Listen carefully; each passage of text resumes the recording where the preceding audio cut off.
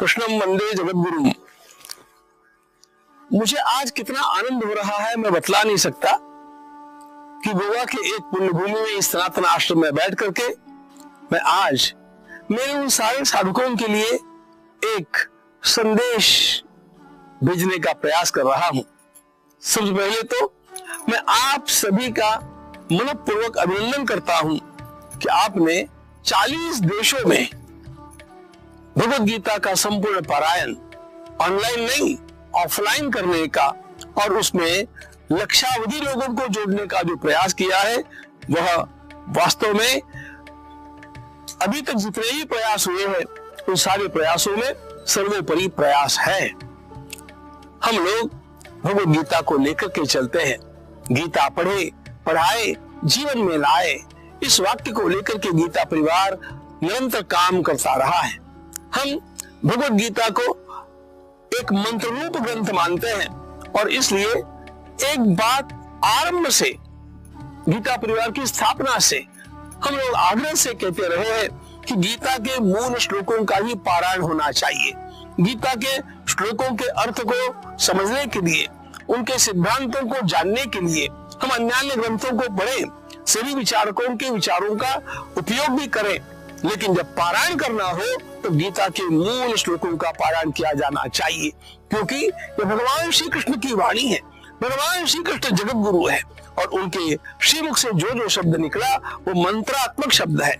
हमारे श्री ज्ञानेश्वर महाराज ने तो भगवद गीता को वेदों का भी बीज कहा है, क्योंकि वेद तो भगवान के निश्वास है, लेकिन भगवद गीता तो भगवान के मुखारविंद से निकली हुई वाणी है और इसलिए वेदों को हम अस्पष्टार्थ बोधक कहते हैं और भगवद गीता को स्पष्टार्थ बोधक कहते हैं।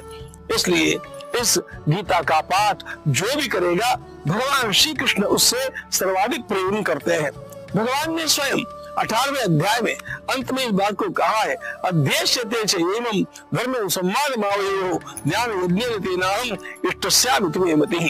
जो कोई इस भगवद गीता का अध्ययन करेगा और जो कोई इस भगवद गीता को लोगों को पढ़ाएगा उसके द्वारा किए गए ज्ञान यज्ञ के कारण वो मुझे सबसे अधिक प्रिय होगा। और ये कहते कहते भगवान ने ये कह दिया कि न दस्वानुष्येषु कश्चित् मे प्रियकृततमः, उससे अधिक प्रेम मैं किसी से भी नहीं कर सकता हूँ। भवितार्य में तस्माद अन्य प्रियतरो भुवि, आगे भविष्य काल में भी मैं उसके जितना प्रेम अन्य किसी से नहीं कर सकता हूँ।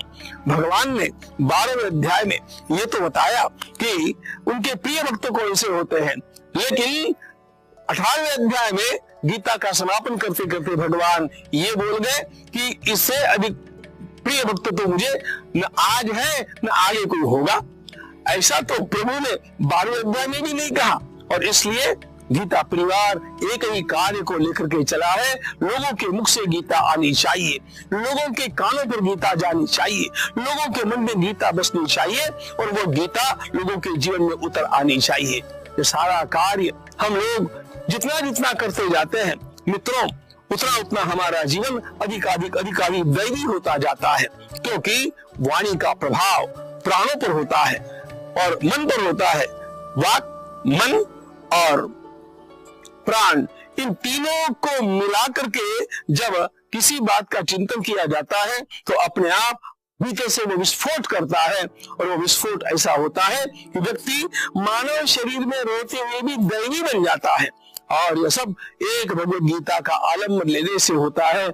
इसलिए आज इस गीता जयंती के पावन पर्व में हम लोग जो गीता पाठ कर रहे हैं, विश्वास रखना आपके द्वारा किया गया गीता पाठ आपके जहां पर भी आप पाठ करते हैं उस भवन को, उस भवन के बाहरी क्षेत्र को और आसमंत में घूम करके पूरे हमारे विश्व ब्रह्मांड को इस प्रकार आंदोलित करेगा कि अपने आप हमारा समाज अधिकाधिक सात्विक और समर्थ बनता जाएगा।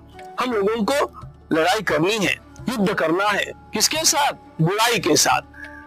बुराई के साथ युद्ध करना है। जहां जहां अन्याय है उसके साथ युद्ध करना है, जहां असत्य है उसके साथ युद्ध करना है, जहां अत्याचार है उसके साथ युद्ध करना है और हम लोगों को एक मंगलमय सात्विक समाज निर्माण करना है। वह मंगलमय सात्विक समाज निर्माण करने के लिए विश्व में अनेक लोग अनेक प्रकार के प्रयास करते हैं, लेकिन उन प्रयासों में सर्वोपरि प्रयास मेरी दृष्टि में भगवद गीता का पढ़ना, भगवद गीता का पढ़ाना और भगवद गीता को अपने जीवन में उतारने के लिए प्रयास करते रहना, यही है। गीता जयंती का पावन अवसर, जिस दिन भगवद गीता का उपदेश भगवान श्री कृष्ण के श्रीमुख से अर्जुन के लिए हुआ, इस बात को लेकर के होता है, लेकिन वास्तविकता तो मुझे ये लगती है कि उस गीता की जयंती हमारे भीतर हो जाए, हमारे भीतर वो पूरी गीता संक्रमित हो जाए, गीता की ऊर्जा हमारे भीतर घुस करके और हमसे वो काम करावे जैसा काम भगवान के लिए बंसी ने किया था। प्रभु ने बंसी को हाथ में लिया और बंसी का इतना सुंदर स्वर भगवान ने निर्माण कर दिखाया कि सारा विश्व सम्मोहित हो जाता था। ऐसा हम श्रीमद् भागवत के वेणु गीत में पढ़ते हैं, सुनते हैं और उसका आनंद लेते हैं। उसी प्रकार की बंसी हम लोगों को बन जाना चाहिए। हम बंसी कब बनते हैं? बंसी में दो गुण है। बंसी में पहला गुण है सरलता और दूसरा गुण है बंसी भीतर से पोली है। हम लोगों का जीवन सरल हो जाए, छल कपट से रहित हो जाए और हम भीतर से पोले हो जाए, अहम निकल जाए, मैं कुछ नहीं, जो कुछ है भगवान है। भगवान की ऊर्जा मेरे भीतर से काम करे तो अपने आप ही उस बंसी की तरह हम भगवान को प्रिय भी होंगे और अपने आप हमारे द्वारा जो कुछ भी किया जाएगा वो विश्व को आह्लादित करेगा, सम्मोहित करेगा, सार्थक करेगा हमारे जीवन को भी और जो भी हमारे संपर्क में आते हैं उनके जीवन को भी। यही हम लोगों का कार्य है और यह कार्य हम आनंद के साथ सब मिल करके जब करते जाएंगे तो अपने आप स्वर्ग धरातल पर आवेगा, ऐसा मेरा परम विश्वास है। हम भगवान को प्रसन्न करने के लिए काम करते हैं। हम यद्यपि समाज में भी सेवा का काम करते रहते हैं, किंतु हम उसे केवल समाज की सेवा नहीं मानते हैं, हम उसे भगवान की सेवा मानते हैं।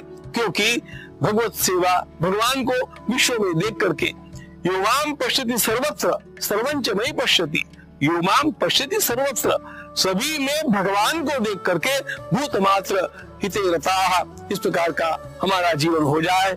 इस प्रकार की प्रसादी गीता का पाठ करने वाले हम साधकों को भगवान को देनी चाहिए।